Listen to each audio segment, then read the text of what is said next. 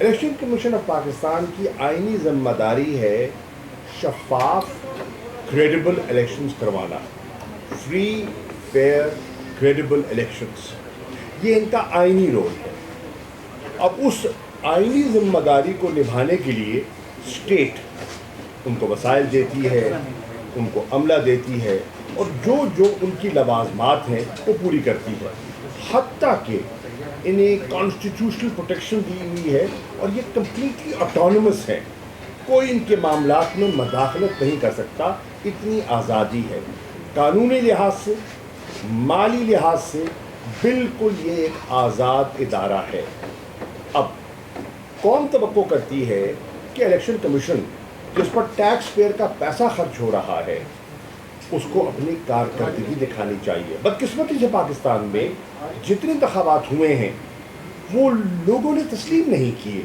70 کے بعد جتنے انتخابات آئے یکے بعد دیگر ان پر سوالیہ نشان لگ گیا۔ کبھی پیپلز پارٹی احتجاج کر رہی ہے، کبھی نون لیگ احتجاج کر رہی ہے، اور کبھی تحریک انصاف احتجاج کر رہی ہے، اور کبھی سب جماعتیں کر رہی ہیں۔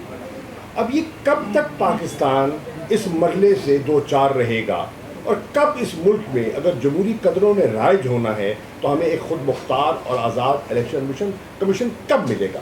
یہ ہے سوال پاکستان کا۔ اس کے لیے الیکٹورل ریفارمز کی بات کی جاتی ہے۔ تو جوڈیشل کمیشن جب قائم ہوا، تحریک انصاف نے پارلیمنٹ میں بیٹھ کر پورا تعاون کیا۔ ہم اپوزیشن میں تھے، میں اس کمیٹی کا ممبر تھا، ہم نے پورا تعاون کیا، اور ہم نے جسٹس ناصر ملک کی سربراہی میں جو کمیشن بنا تھا، ہم نے اس کی اصلاحات اور جو فافن کی ریکمنڈیشنز تھیں اور جو یورپین یونین کی ریکمنڈیشنز تھیں ان کو سامنے رکھتے ہوئے جو آبزرورز کی ریکمنڈیشنز تھیں ہم آگے بڑھے، اور آج بھی ہم تیار ہیں آگے بڑھنے کے لیے الیکٹورل ریفارمز کی اصلاحات کے لیے، شفافیت کے لیے۔ لیکن ہم دیکھ رہے کیا ہے؟ ہم دیکھ رہے ہیں کہ لوگوں کا اعتماد اس ادارے پہ بڑھ رہا نہیں ہے، کم ہوتا چلا جا رہا ہے۔ اور کم کیوں ہوتا جا رہا ہے؟ ان کی کارکردگی۔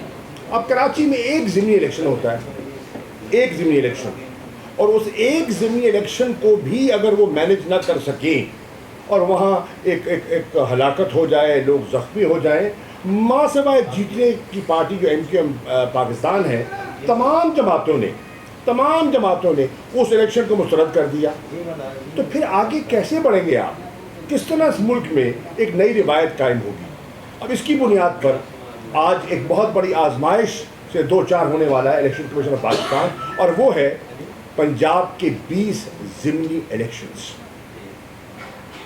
میری رائے میں، اور میں ایک سیاسی کارکن ہوں جس نے کئی الیکشن لڑے ہیں، میں نے 11 الیکشن لڑے ہیں، اور مجھے ان میں سے الحمدللہ 10 جیتے ہیں، ہارا بھی ہوں، تو میں نے تصویر کے دونوں رخ دیکھی ہیں۔ آج میں باوثوق اور بڑے ذمہ دارانہ بات کر رہا ہوں الیکشن کمیشن، میڈیا کو گواہ بنا کر، اگر یہ 20 الیکشنز میں آپ نے اپنی ساکھ کھو دی، آئی ریپیٹ، اگر ان 20 ضمنی الیکشنز میں میرے الیکشن کمیشن نے اپنی ساکھ کھو دی، تو میں آج ان ایڈوانس کہہ رہا ہوں، جنرل الیکشن آپ دفن کر دیں گے۔ اس ملک میں جنرل الیکشن کے نتائج قوم قبول نہیں کرے گی۔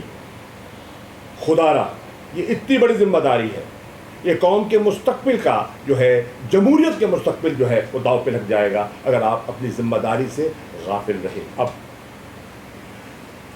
ڈسکا کا واقعات آپ کے سامنے ہیں۔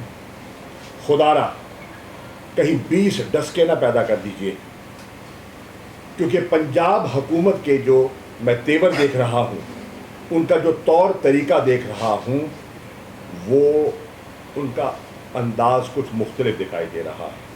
ان کی سوچ اور ان کے جو حکمت عملی ہے وہ الیکشن کمیشن کی ساکھ کو متاثر کریں گے۔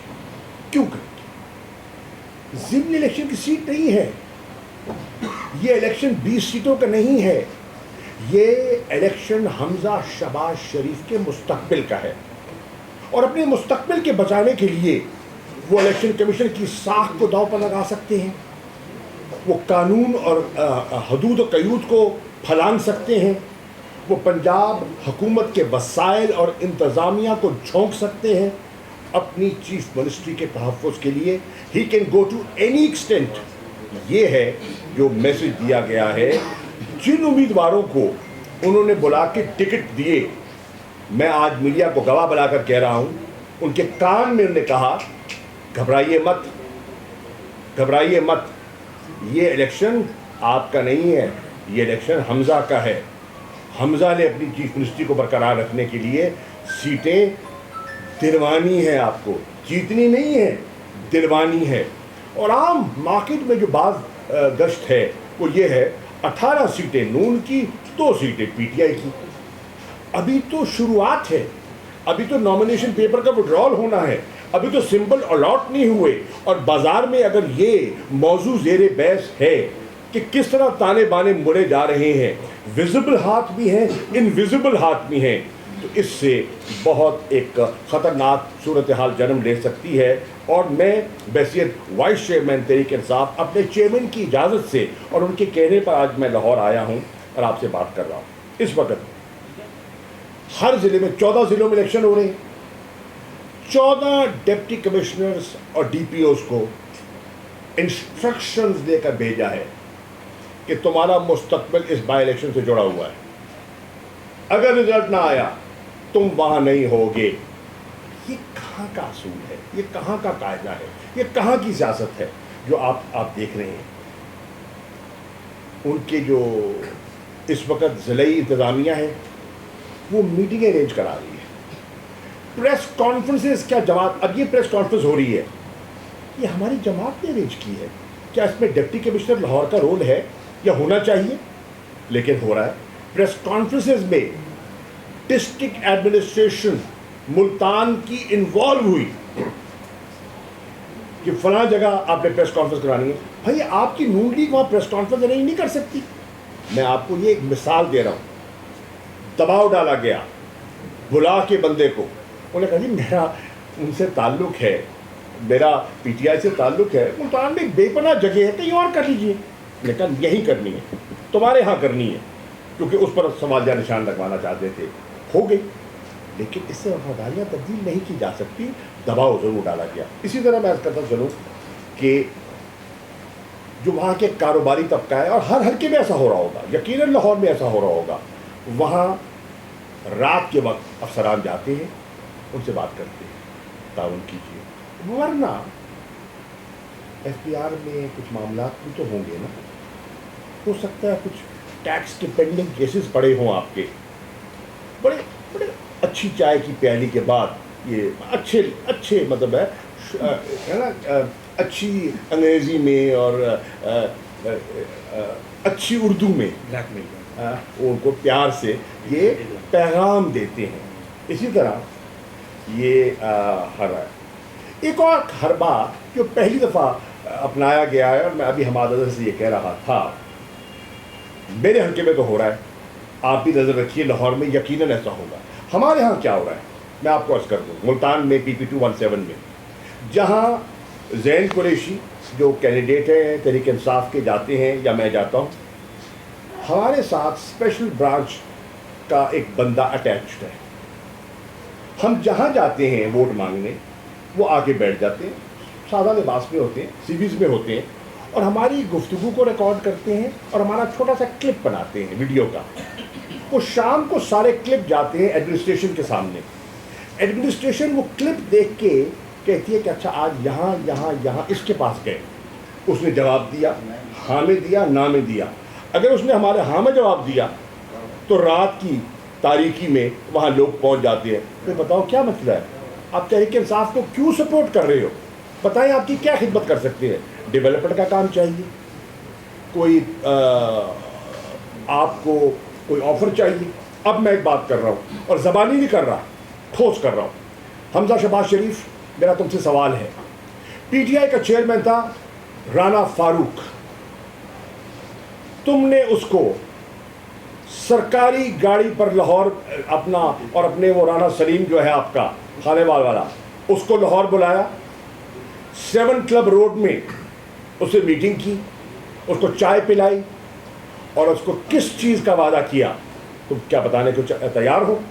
اگر تم میں ہمت ہے بتا دو، نہیں تو میں بتا دوں گا تم نے کیا وعدہ کیا اس کے ساتھ، اور تم نے اس کی وفاداری تبدیل کروائی ہے. اور وہ تصویریں ہیں، یہ نہیں میں مفروضے کی بات نہیں کر رہا، باقاعدہ فوٹیج ہے، باقاعدہ تصویریں ہیں کہ کس طرح تحریک انصاف کے ایک چیئرمین کی وفاداری تبدیل کروائی گئی. اگر یہاں ہو رہا ہے تو یقیناً ہر حلقے میں شیخوپورہ میں بھی ہوگا، چیچا وطنی میں بھی ہوگا، اور لاہور میں بھی کوئی کسر نہیں چھوڑی جائے گی. اسی طرح میں عرض کرتا چلوں کہ ایک اور جگہ میں آپ کو بتا سکتا ہوں انہوں نے حرکتیں کی ہیں. بہرحال I want to go beyond. Union council level کے لوگوں کو اٹھایا جا رہا ہے اور حمزہ شہباز شریف سے ملایا جا رہا ہے. حمزہ، آپ کو پنجاب کی اس وقت جو لا اینڈ آرڈر سچویشن ہے، جو قیمتوں کی ہے، جو یوٹیلیٹی اسٹورز کی کیفیت ہے، آپ کو اس کی فکر ہونی چاہیے یا آپ کو یونین کاؤنسل کے چیئرمینوں کو ملنا ہے؟ یہ سوال ہے جو میں کرنا چاہ رہا ہوں. آپ پنجاب کے چیف ایگزیکٹو ہیں اور آپ پر بہت سی توقعات ہیں لوگوں نے لگائی ہوئی، لیکن آپ کی ترجیحات کیا ہیں؟ میری کرسی، میرا مستقبل، بھاڑ میں جائے پنجاب، اور اپنے لیے وہ ہر حربہ استعمال کرنے کے لیے تیار ہے. الیکشن کمیشن کہتا ہے کہ شیڈیول کے بعد کوئی فنڈ نہیں دیا جائے گا. انہوں نے ایک پریس ریلیز ایشو کی اور میں چیف الیکشن کمشنر کو خود جا کے ملا اور انہوں نے مجھے کہا کہ 10 کو ہم نے 9 تاریخ کو یہ شیڈیول سے ہم نے یہ پریس ریلیز ایشو کی ہے، اور اس میں ہم نے 17 الف 17 بے کی بات کی ہے. ہم نے رولز کی بات کی ہے کہ شیڈیول آنے کے بعد آپ ڈیولپمنٹ کام نہیں کروا سکتے. میں آپ کو مثالیں دیتا ہوں کہ وہاں مسلسل ڈیولپمنٹ کام ہو رہے ہیں، اور میں اب پھر زبانی نہیں کر رہا، میں آن ریکارڈ لا رہا ہوں. میں نے مسلم لیگ نون کا جو کینڈیڈیٹ ہے پی پی 217 کا، کیونکہ میرے پاس زیادہ انفارمیشن اپنے حلقے کی ہے تو دے رہا ہوں، وہاں کے candidate key clip, recorded clip, جس میں وہ کہہ رہا ہے کہ 17 جولائی سے پہلے آپ کا یہ کام ہو جائے گا. ریکارڈڈ ویڈیو کلپ میں نے الیکشن کمیشن آف پاکستان کے ممبر پنجاب جناب بھروانہ صاحب کو بھجوا دی. اب میں یہی کر سکتا ہوں نا. آپ کہتے ہیں شفاف الیکشن ہوگا، آپ کہتے ہیں کہ ہم نیوٹرل ہیں، تو نیوٹرلٹی کا میں آپ کو بھجوا رہا ہوں. یہ میں نے کلپ بھجوایا ہے، اس کی تقریر ہے کینڈیڈیٹ کی، تاریخ کا ذکر ہے، ویڈیو کلپ ہے.